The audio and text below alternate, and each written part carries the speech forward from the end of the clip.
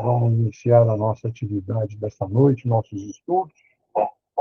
Inicialmente, vamos nos entregar na mão de Jesus, agradecendo a Ele pela oportunidade de trazer mais um estudo para nós, nos trazer mais conhecimento, para que a gente possa trilhar um caminho de paz e de felicidade.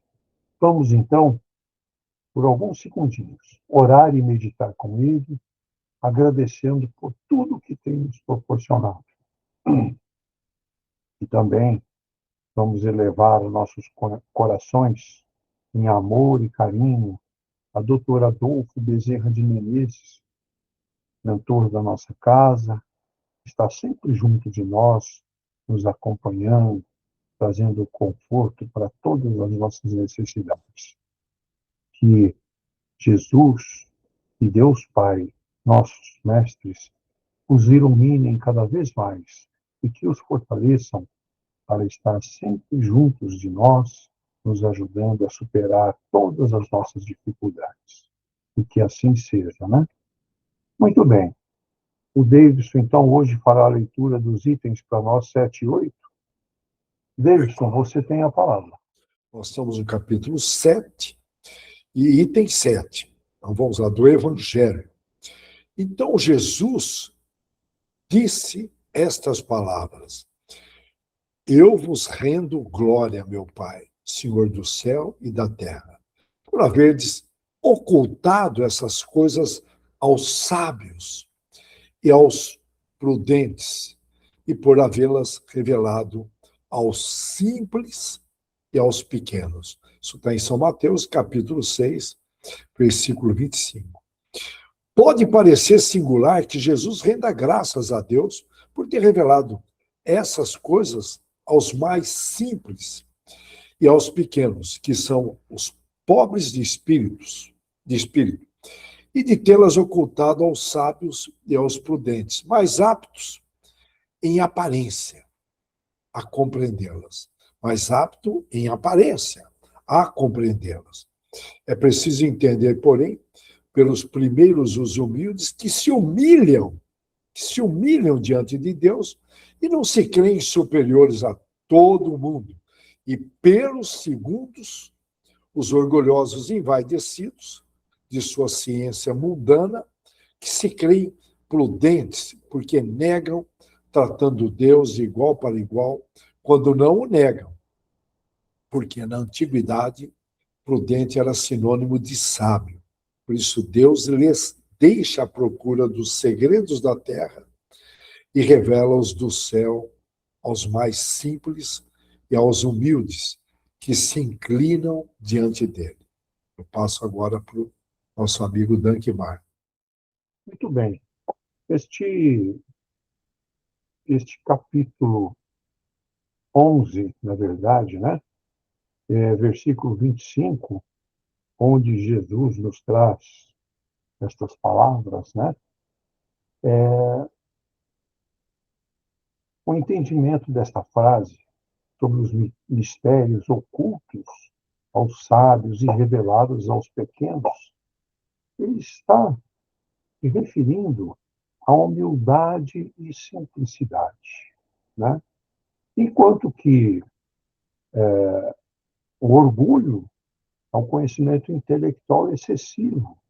E esse sentimento cria barreiras, como a gente vai ver, né? Barreiras contra a humanidade, né? Então, vejam que, por exemplo, nesse evangelho de Mateus, no capítulo 11, versículo 25, ele faz algumas referências a situações, né, que o homem usa muito mal a sua inteligência e a sua cultura, né? Por exemplo, né, ele, só para a gente relembrar aqui o sentido do nosso estudo, né?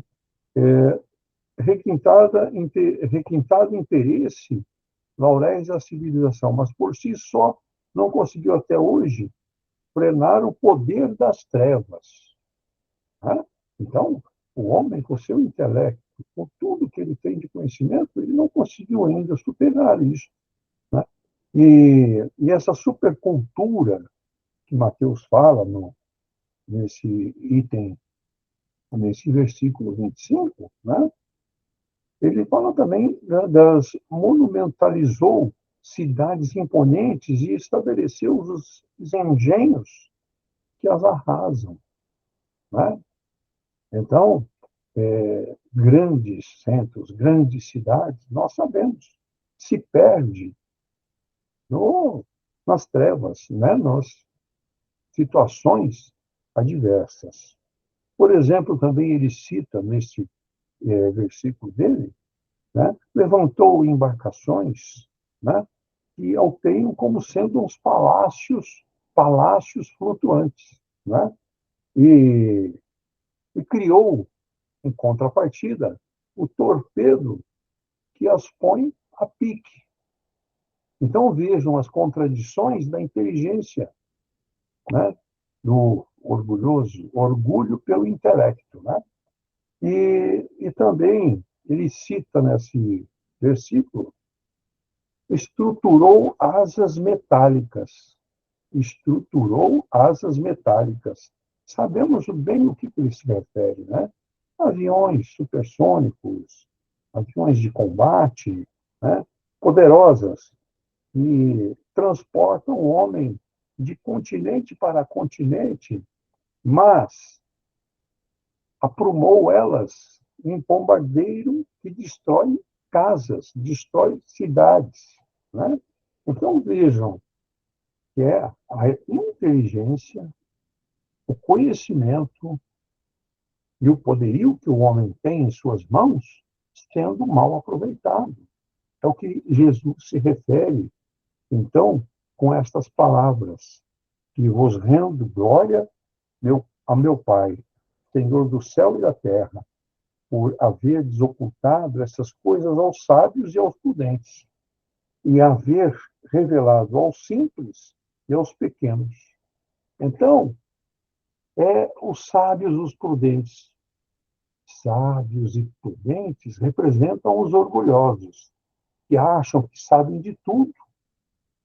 Né? O ego grande fecha a mente para o novo. Eles ficam ali concentrados no eu. Eu sou melhor. Eu sou. Então, é o orgulho pelo intelecto que a gente fala, não é verdade? E aí, em contrapartida, os simples e os pequenos representam os humildes. Os humildes que quem reconhece que ainda tem muito a aprender, não é verdade? Os humildes sempre estão dispostos a aprender a cada vez mais, né? E aceita melhor a luz da verdade, os ensinamentos divinos, né? O que Jesus tem para todos nós, né? E essa abertura mental, esse excesso de vaidade científica ou intelectual, faz a pessoa a se rejeitar, o que não consegue medir de forma comum. Né? Então, vejam que é uma situação bem delicada. Né? E nós, no Espiritismo, né, entendemos um pouco mais sobre essa frase de Jesus, graças te dou, Pai, porque ocultastes estas coisas aos sábios e aos prudentes, e as revelastes aos simples e pequeninos. Então, esse nosso evangelho nos dá essa explicação. E Kardec esclarece que Deus não esconde a verdade por capricho, mas sim porque o orgulho humano bloqueia a percepção espiritual. Tá? Ele fica, quando ele tem esse orgulho pelo intelecto, ele fica bloqueado para os ensinamentos e a percepção da espiritualidade em sua vida. Né? Então, às vezes, ele até duvida de certas situações, né, que acontecem. Né? Então, os sábios, os prudentes, não entendem. Então, o orgulho intelectual A ciência e a inteligência humana focam apenas na matéria. Eles são materialistas, por natureza, pela tendência dos seus caminhos, né? E não enxerga nada a não ser a sua posição, a sua inteligência superior aos outros, né? Este grau de superioridade faz com que ele se feche para o mundo, né? E não mede consequências. Então, ele se julga sempre o dono da verdade, né? Rejeita o que não pode ver ou tocar. Então, por exemplo, né, ele não acredita em Deus. Ele não pode ver e tocar a Deus. Então, ele não acredita. Para ele, não. Ele é o dono da verdade, né? E essa cegueira por esse ego, né? O orgulho é uma névoa que impede o espírito de enxergar além do próprio umbigo. Ele não consegue se ver, né? É o sábio orgulhoso zomba da espiritualidade, né? Então, vejam que ele por achar que a espiritualidade é uma fraqueza humana, que não tem valor algum, vale o conhecimento que ele tem. É essa a coisa que ele enumera, né? Então, a inteligência, né, é um dom de Deus. A inteligência é um dom de Deus. Mas quando usada desta forma, com vaidade, ele fica afastado dessas leis morais divinas e dos ensinamentos, né?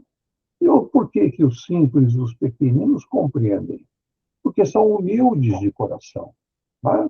Os pequeninos são os que têm o coração cheio de... Não tem, na verdade, não tem o coração cheio de orgulho. Ele não tem esse sentimento, né? Eles estão livres de preconceitos e situações que os levam a ter fé, né? Então, eles são submissos à vontade divina, ok? E sem vaidade de querer impor as suas próprias ideias, eles são humildes de coração, né? Aceitam as coisas naturalmente, né? O mundo espiritual com facilidade, pela fé que têm, pelo amor que carregam em seus corações, né? E acreditam muito na justiça divina, né? O mérito moral, que Deus não privilegia a ignorância. Os pequeninos não são ignorantes em inteligência. Eles não são ignorantes em inteligência, mas sim os humildes em sentimentos. Tá? Humildes em sentimentos. Isto é o que é valorizado, né? E o futuro para os orgulhosos, qual será? Aquele que se julga o bambambam, né? Ele, na sua reencarnação, ele vai servir, ele vai vir para curar este orgulho que ele alimentou nesta. Né? Então, o sábio de hoje pode voltar em uma vida simples para aprender a humildade. E é o que precisamos adquirir, aprender a humildade, né? Aprender a ser mais organizado na questão espiritual em nossas vidas. É isso que nós precisamos criar de caminho, né? Então, o homem precisa saber da inteligência que tem e dos pontos que ele pode trabalhar em favor próprio, para saber que ele precisa de trilhar caminhos que construam uma base sólida dentro da sua espiritualidade, né?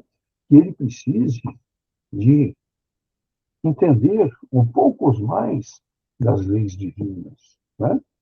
Se lhe é permitido construir situações, como eu já enumerei aqui, que está no Evangelho de Mateus, né? Que ele saiba aproveitar bem esse conhecimento que lhe foi dado, né? Trazer o conhecimento para o bem da humanidade, o bem da comunidade onde ele se encontra, que ele possa colocar um pouquinho de amor em seu coração, que ele possa criar caminhos que construam fortalezas para a união, para o amor e para a paz. Então, este é o grande caminho e é o sentido deste mistérios ocultos aos sábios e aos prudentes. Né? Então, com estas palavras de Jesus, né, nós passamos a bola agora para o nosso amigo Davidson. O Davidson vai ter bastante a nos falar sobre este assunto. Este é um assunto extenso, longo, né?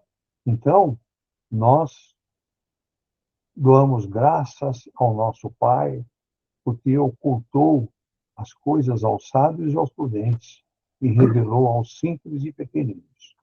Davidson, você tem a palavra. Olha, bem-aventurado os pobres de espírito. Em outras palavras, bem-aventurado os humildes. Os humildes. Que é o foco desse capítulo. Olha, no texto lido, é aprofundado a reflexão sobre a verdadeira humildade e o contraste entre a aparência de sabedoria intelectual, acadêmica, aquela coisa toda, e a sabedoria autêntica. Kardec ressalta que Deus, olha bem, eu sei que muita gente dá muito mais moral para outras coisas, mas olha, Kardec ressalta que Deus valoriza mais a simplicidade. Isso está claro, foi escrito há mais de 2000 anos. Que dificuldade que nós temos de entender isso. E aí vem, olha, ele valoriza mais a simplicidade, a receptividade e a disposição para aprender do que o orgulho intelectual. Olha aí, aprendizagem contínua. O amor ao aprendizado. Bom, ele sempre fala que nós somos uma escola. Viemos aqui para aprender. Aí o cara já chega e fala, eu sei. Ô, irmão, perde muita oportunidade. Segundo a psicologia positiva, na questão da humildade intelectual, é demonstrado que pessoas verdadeiramente sábias apresentam uma característica em comum. As verdadeiramente sábias apresentam uma característica comum. Reconhece que não sabem tudo.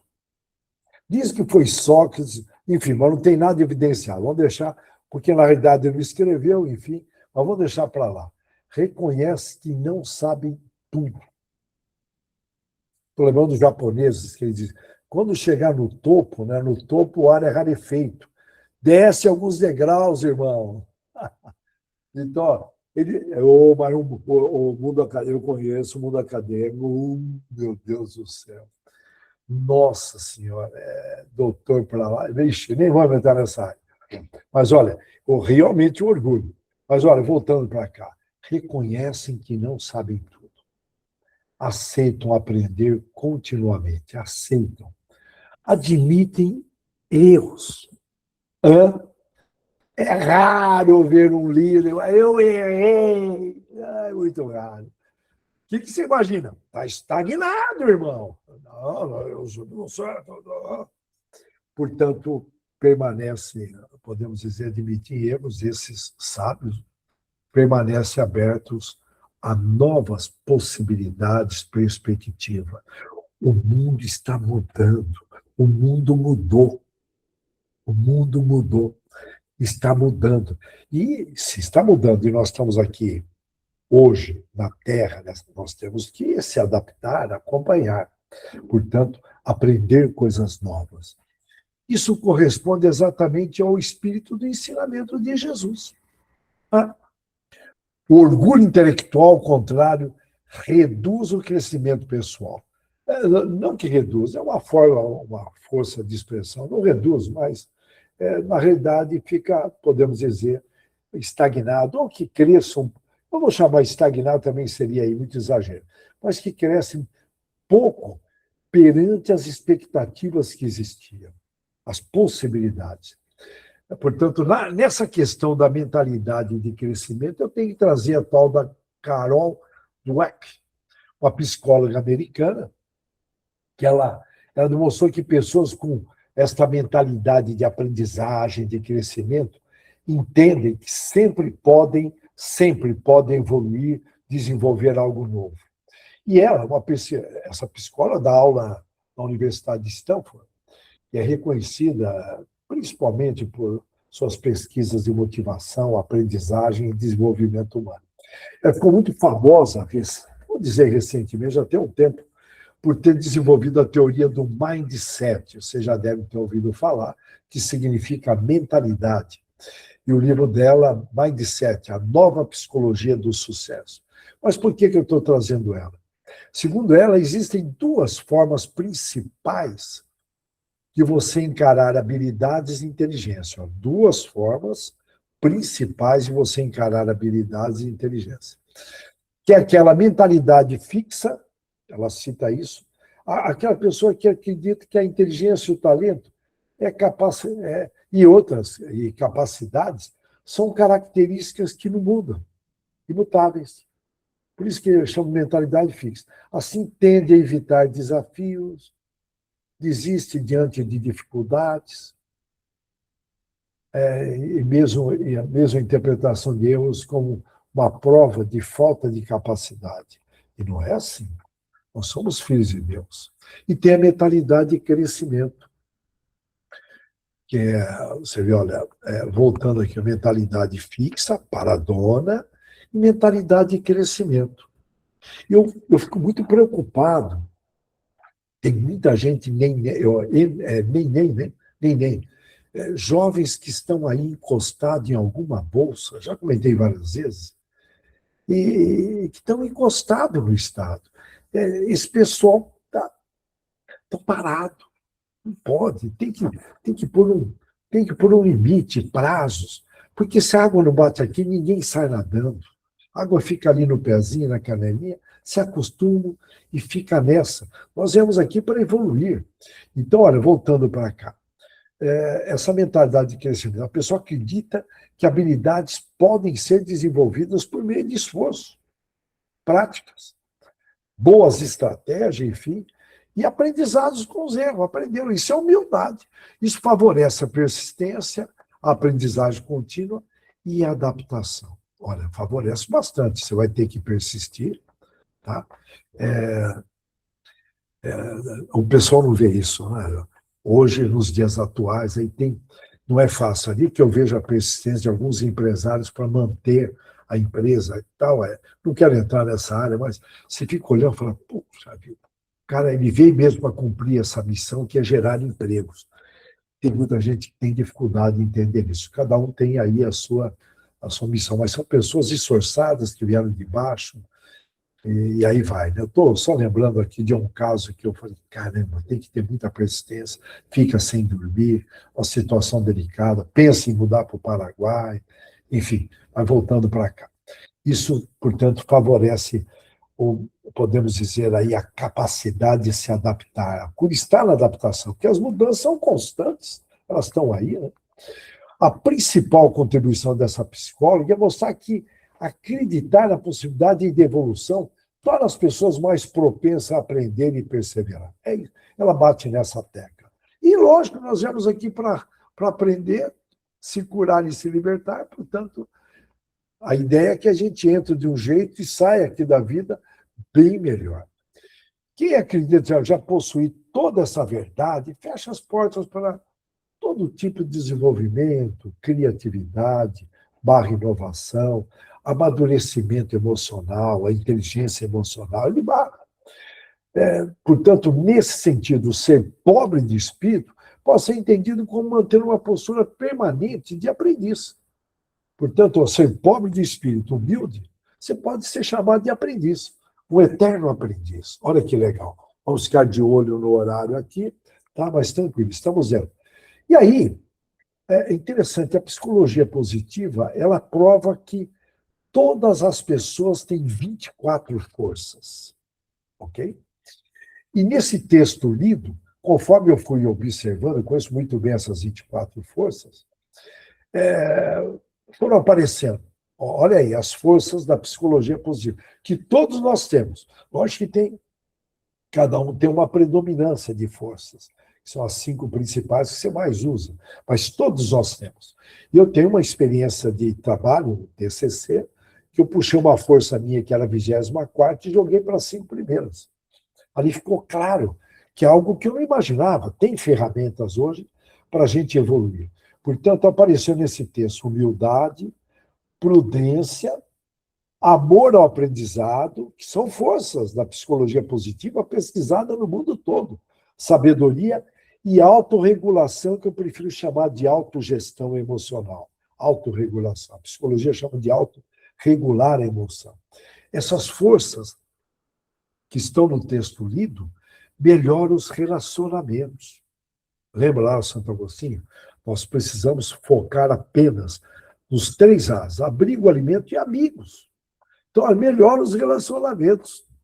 Maior felicidade, maior equilíbrio emocional, só tem vantagens. Agora, já no risco, vamos pensar em risco aí também, eu vou chamar de risco psicológico, o excesso de autoconfiança produz esses equívocos que foi bem explicado no início, equívocos mentais conhecidos. Agora, entre eles, eu vou explicar, é um nome complicado, uma pena não poder escrever. Efeito Dunning-Kruger. São os sobrenomes de 2 pesquisadores psicólogos, Dunning e Kruger, que é chamado de efeito. Eu vou explicar já o que significa esse efeito. Mas, olha, os riscos entre eles, da autoconfiança, é o Dunning-Kruger, é um risco, que eu vou explicar, excesso de confiança, confirmação das próprias crenças, é aquilo e acabou. E quanto maior é o ego, sabe, a forma que o ego inflado, nós discutimos isso, o ego inflado, menor costuma ser a abertura ao aprendizado. E Deus mandou a gente aqui como filho para aprender, conforme nós já comentamos. O que é esse efeito Dunning-Kruger? Antes de entrar nele, a origem disso é até engraçado, vocês não precisam acreditar.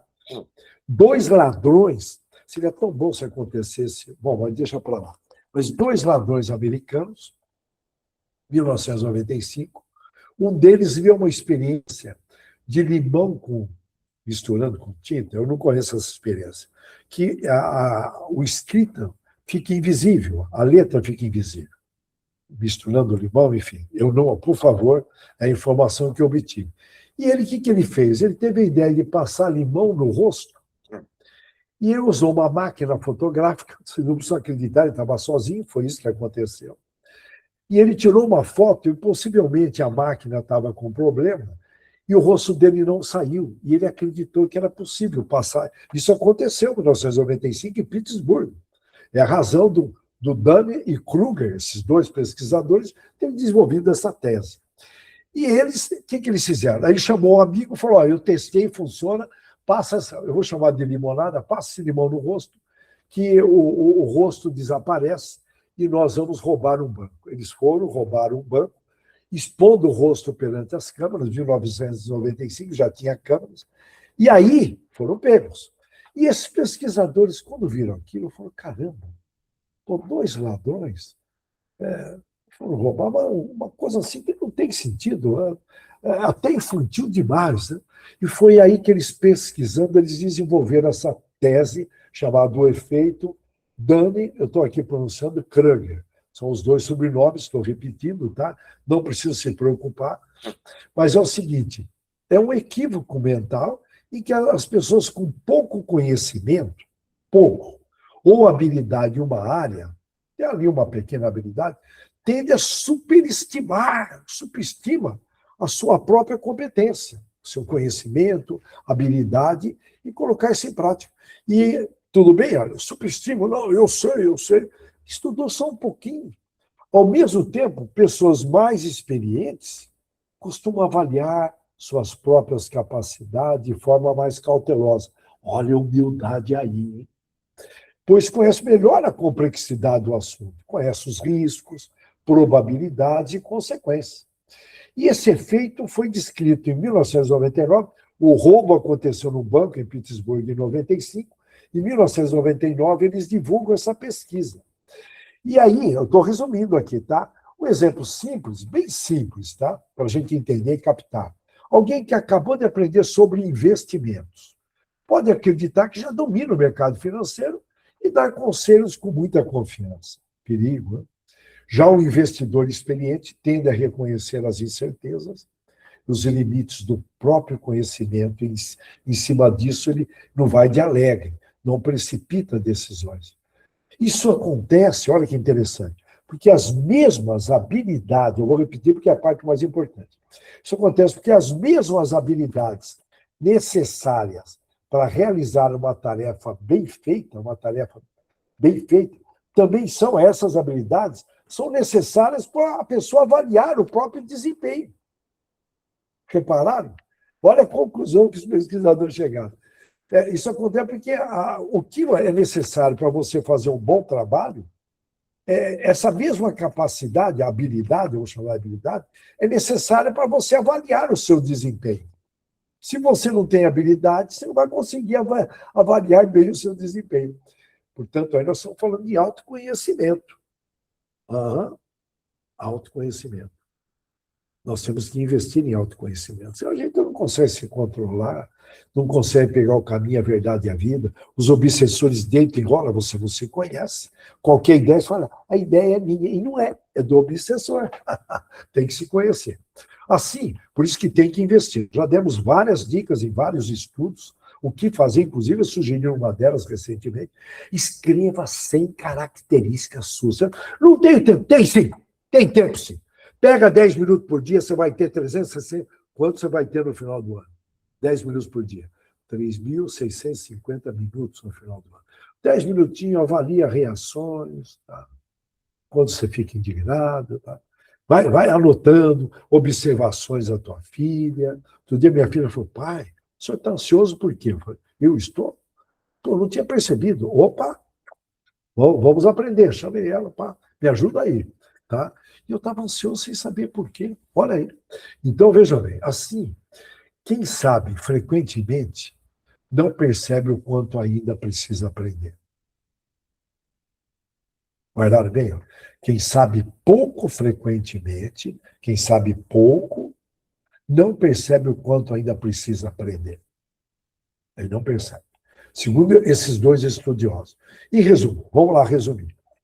Pouco conhecimento, maior chance de excesso de confiança. Mais conhecimento, avaliação mais realista das próprias capacidades. Especialistas, já por outro lado, costumam reconhecer melhor as limitações e as complexidades do problema.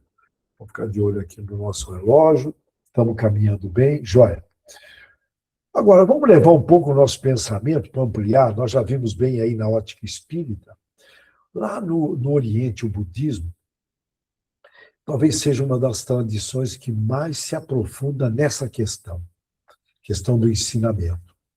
E eles chamam de o não saber. No Zen budismo, existe até uma expressão famosa, vamos relembrar, na mente do principiante existem inúmeras possibilidades. Desculpa. Na mente do especialista existem poucas. Olha que interessante. Aquele jovem, não, vamos lá, sabe, o adolescente, pá, aquela ingenuidade. A mente aberta é vista como uma condição, segundo o Zen budista. Olha, a mente aberta é uma condição para o despertar. Todo dia trazem lições. Se você é rígido, pensa numa árvore rígida, bate uma ventania, leva. Já o bambu não, né? A flexibilidade, né? Olha aí. Né? Já na questão do ego como ilusão, para os budistas, o sofrimento nasce da identificação extremamente exagerada com o eu. Quando alguém acredita nesse eu sei, eu sou superior, ninguém pode me ensinar, o ego torna-se um grande obstáculo para o caminhar, o despertar. Com relação, principalmente, ao apego às opiniões. De repente, alguém falou há 20 anos atrás, aquilo tinha até validade para a época que a pessoa mantém. Professores, nós vimos aí o que aconteceu no Brasil, né? Aquela batida, cara, aquela cartilha, lembra aquela cartilha para criança? Pelo amor de Deus. Então, vejam bem, não vai ser fácil criar aí crenças, não vai ser fácil. Então, cria um apego aqui, não, eu acredito nisso. Vai conversar com uma pessoa dela, mas, meu Deus, é muita teimosia, não consegue enxergar. Hoje eu compreendo, depois que eu analisei o Dunning-Kruger, eu compreendo e falo, entendo, o cara não consegue, ele tem dificuldade de enxergar. Ele tem, mas não, tá indo, pô, meu. Hoje eu entendo. Graças ao pesquisador, uma pesquisinha, graças a dois ladrões ingênuos. O Buda ensinava que o apego às próprias ideias, olha aí, produz o quê? Sofrimento. É interessante, o budismo fala muito em sofrimento. Então, o praticante, ele aprende a ouvir. Hoje, ouvir é uma caridade, não é? Observar, desconfiar. Lembra lá, Marcos? Olha, olhar que é desconfiar. Okay? Desconfiou, vigia e ora. Nós estamos num planeta de prova e expiação. Muito cuidado em confiar. Não, muito cuidado. É o Brasilzão, gente. Brasilzão. Então, olha, abandonar certezas rígidas. Meu avô era assim, meu pai era assim, e de repente você está lá naquela prisãozinha mental e quer evoluir, eu quero evoluir, não sai daquela. Bom, tá aí, né? Buda.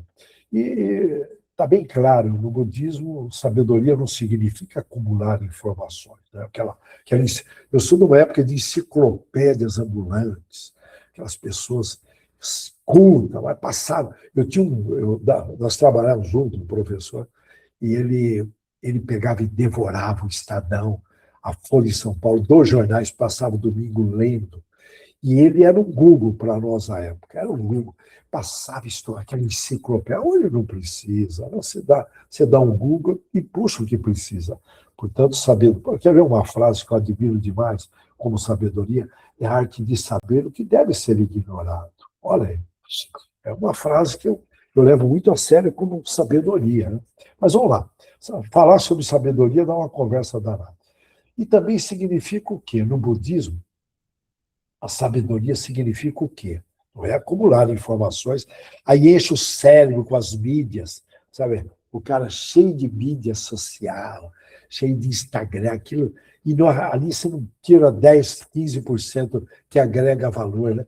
E aquele excesso, aí vem aquela fadiga mental, e aí vai para a clínica, quem tem posse vai para a clínica. Né? Ele enche de abobrinha a cabeça. Os jovens, tá ali. Já viu o dedinho? Cuidado, passa no sinaleiro, todo mundo. Aí você fala, boa tarde, ninguém responde, todo mundo olhando o celular, focado no celular. Então, no budismo, esse acúmulo não é sabedoria. O que é sabedoria no budismo? Enxergar, que tem a ver. Olha, enxergar, que eu gosto de usar o termo enxergar a realidade, mas eles falam muito em enxergar a impermanência, que significa que nada é permanente, tudo muda, se adaptar. É que a gente fala, eu gosto tanto do jeito que está assim, eu não gostaria que mudasse, mas não é assim, irmão. Aqui é uma escola, um hospital e prisão. A interdependência entre tudo que existe na vida, segundo o budismo, e a ausência do ego, esse ego inflado. Né? Quanto menor o ego, maior é a compaixão, segundo o budismo.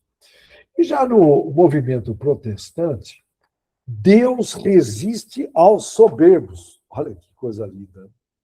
Deus resiste aos orgulhosos, aos 7 pecados capitais. O texto frequentemente lembrado, vamos lembrar lá, né? Está lá. Deus resiste aos soberbos, mas concede graça, desculpa, singular, aos humildes. Olha que coisa linda. Ele resiste ao orgulhoso. Tanto é que o orgulho deixa o camarada com uma frequência baixa, ele acaba adquirindo problemas de saúde e a dar com pau. Porque a frequência baixa, né, são São pensamentos, sentimentos negativos. Né? O orgulho está lá, uma frequência baixa, 2,2, alguma coisa assim, hertz. Diferentemente da humildade, que aí sobe para 100. Aí são níveis. Né? E, portanto, está claro, eu quero receber a graça divina. Ser humilde, é a pré-condição. Fora da humildade, você não terá graça divina. Não adianta aquela negociação que se fala, não, eu vou de joelho para a Nossa Senhora Aparecida.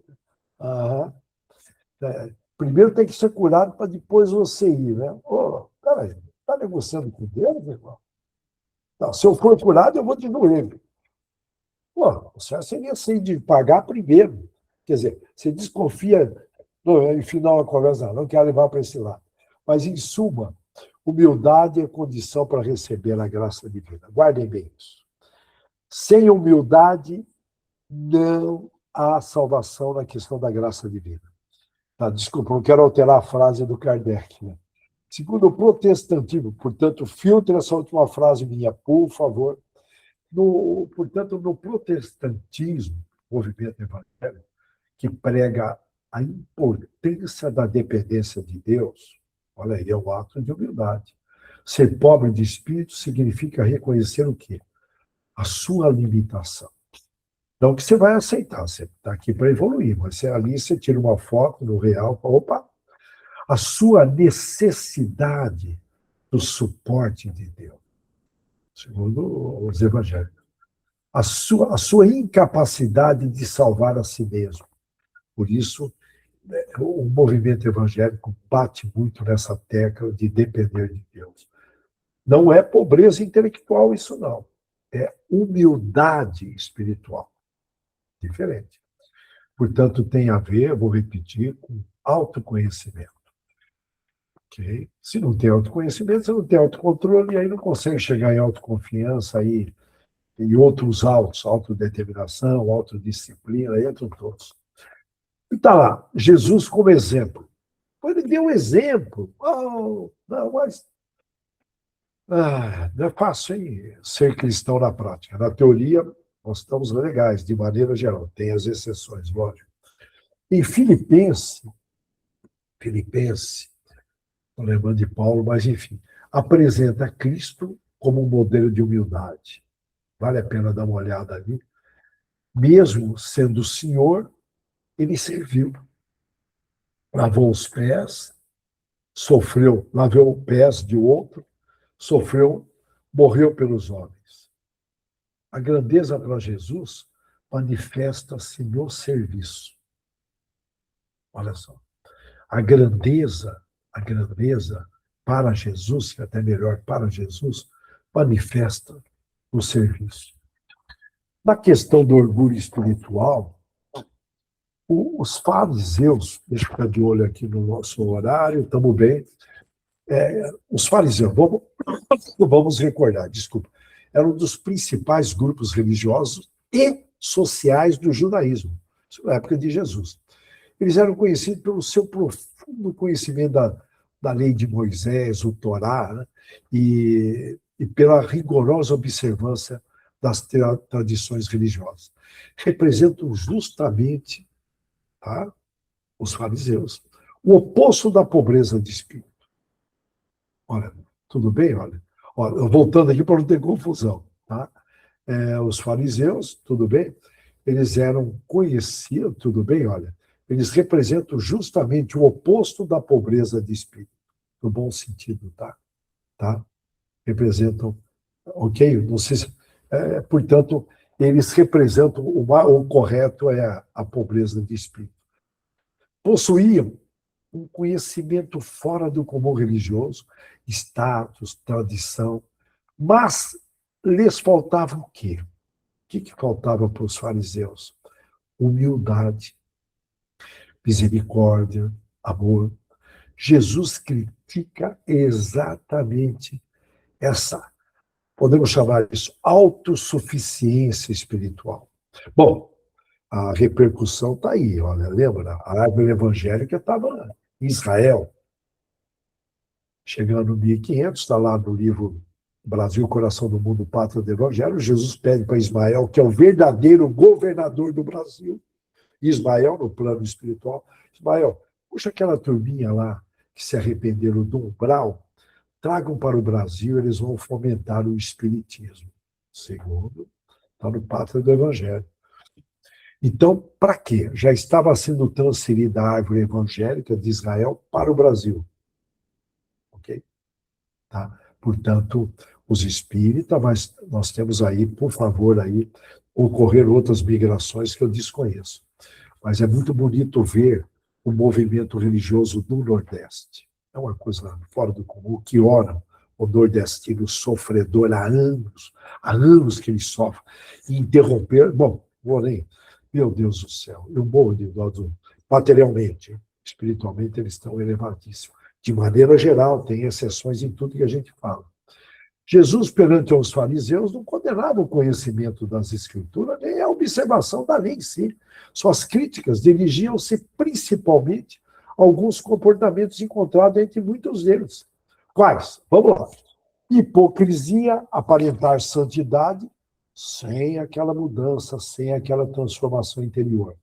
Orgulho espiritual, considerar-se superior aos demais. Muitas vezes eu percebo isso no meio espírita.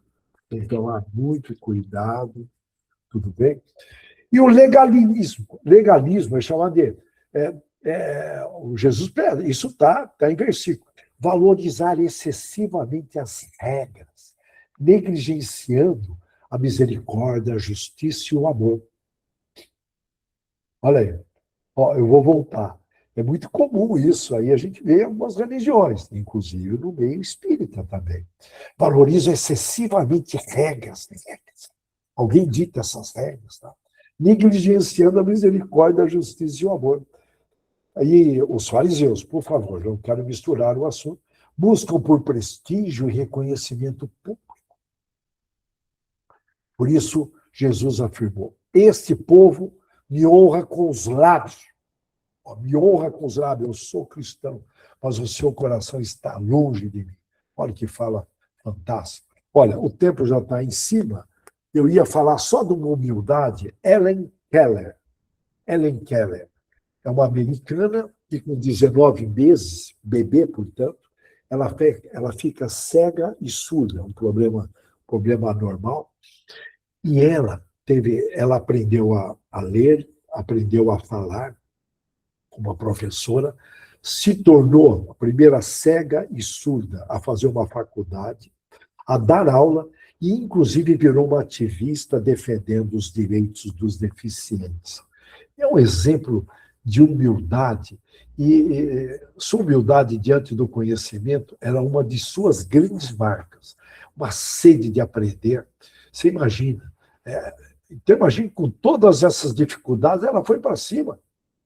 Maria Teresa de Calcutá atribuía todo o bem que ela realizou a graças de Deus. Portanto, aí, só para fechar, os itens 7 e 8 desse capítulo convidam o ser humano a substituir a arrogância por essa mente, usado o termo mente aberta, essa autossuficiência, excesso, tudo que é excesso é veneno. E, portanto, reduzir o orgulho, consequentemente, aí vai por tabela o egoísmo. Desculpa. E por uma humildade que promove aí desenvolvimento, paz interior e principalmente relações mais saudáveis. Não é fácil se relacionar com gente arrogante. Eu acho que eu estou estourando. Eu já estourei o tempo. Portanto, olha, eu vou parando aqui, tudo bem? Olha, tá? Eu vou parando aqui. Eu desejo para todos uma extraordinária semana. Reflitam sobre essas palavras, esses textos maravilhosos que o Evangelho nos propicia. Que Deus abençoe a todos, que Deus ilumine a nossa semana para a gente aprender um pouco mais, se curar e se libertar. Vamos, então, agradecer a Jesus por este momento que ele nos trouxe. Estes ensinamentos foram direcionados a todos nós, para que a gente possa mudar um pouco o nosso percurso, o nosso caminho, né? Agir na humildade, sem reivindicar nada por orgulho, por vaidade, né? Vamos agradecer a Jesus por esta oportunidade que Ele nos deu. E vamos pedir a Ele que abençoe e ilumine a todos nós, inclusive os irmãos com os nomes aí no nosso grupo, atravessando dificuldades, enfermidades, precisando da misericórdia divina para que possam superar as suas enfermidades, os seus desequilíbrios e que sejam abençoados, iluminados nesta noite, através desta luz divina que paira sobre todos nós, nesse nosso encontro, nessa nossa egrégora que formamos, em favor do amor, da caridade e da justiça, com muita humildade. E assim, Pai, agradecidos por este momento, vamos lhe dirigir a prece de Cáritas, em favor de todos nós e dos nossos irmãos e familiares. Que os nossos lares sejam abençoados e iluminados pela tua paz e teu amor. E a prece de Cáritas hoje, a Dani fala para nós. Dani, por favor.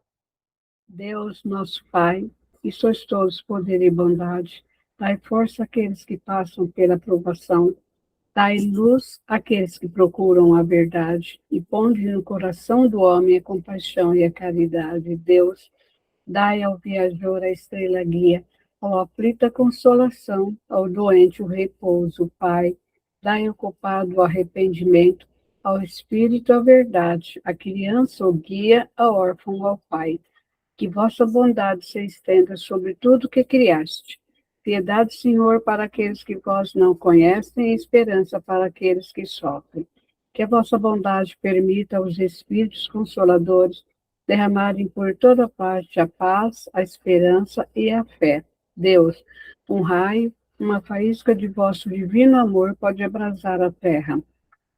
Deixar-nos beber na fonte desta bondade fecunda e infinita. Todas as lágrimas secarão, todas as dores socorrer-se-ão. Um só coração, um só pensamento subirá até vós, como um grito de reconhecimento e de amor, como Moisés sobre a montanha, nós vos esperamos com os braços abertos. Ó bondade, ó poder, ó beleza, ó perfeição, e queremos de alguma sorte merecer a vossa misericórdia. Deus, dai-nos a força no progresso ao subir até vós, dai-nos a caridade pura, dai-nos a fé e a razão, dai-nos a simplicidade que fará de nossas almas o Espírito onde refletirá um dia a vossa santíssima e divina imagem. Que assim seja. Gratidão, Jesus, gratidão, Deus Pai. Que a tua luz e o teu amor estejam conosco.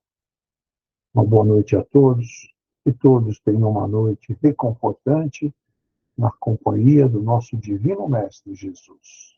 Que assim seja.